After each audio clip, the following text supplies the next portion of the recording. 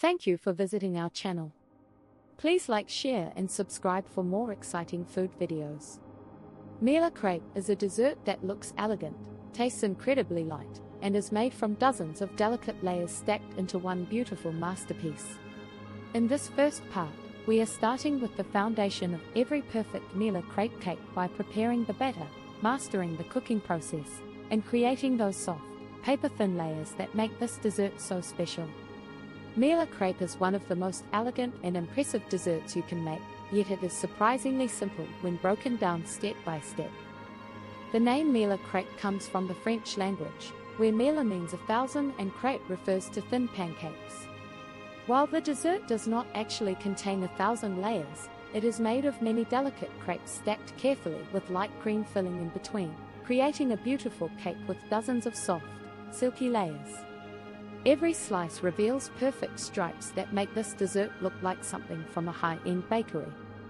Today, we are going to learn how to make a delicious homemade Mille crêpe cake from scratch, using simple ingredients and techniques that anyone can follow with patience and care. To begin, let us gather the ingredients needed for the crepes. You will need 2 cups of all-purpose flour, 4 large eggs, 4 cups of milk, half a cup of melted butter, 1/4 cup of sugar, and 1 teaspoon of vanilla extract. You will also need a small pinch of salt to balance the sweetness. For the filling, prepare 2 cups of heavy whipping cream, 1/2 cup of powdered sugar, and 1 teaspoon of vanilla extract. If you want to add extra flavor, you can include matcha powder, cocoa powder, fresh fruit, or even chocolate ganache, but for today, we are making the classic vanilla Mille crêpe.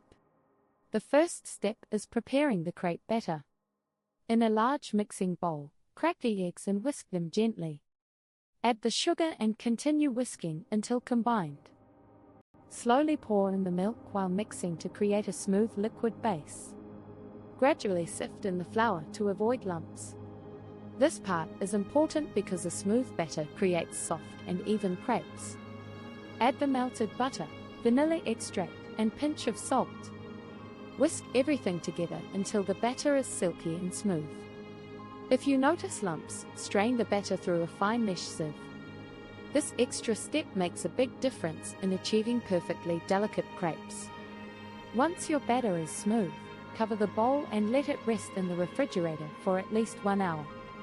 This resting time allows the flour to fully absorb the liquid and helps relax the gluten, resulting in softer crepes.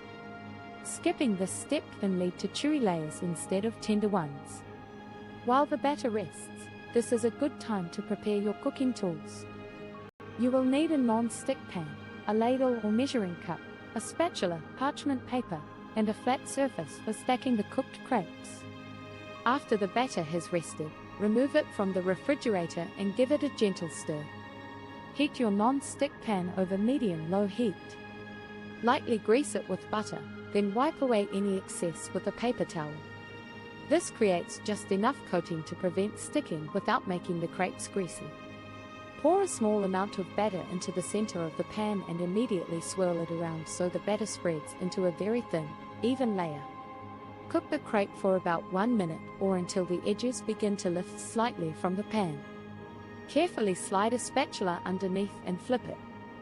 Cook the second side for about 20 to 30 seconds. The goal is to keep the crepes soft and pale with only light golden spots.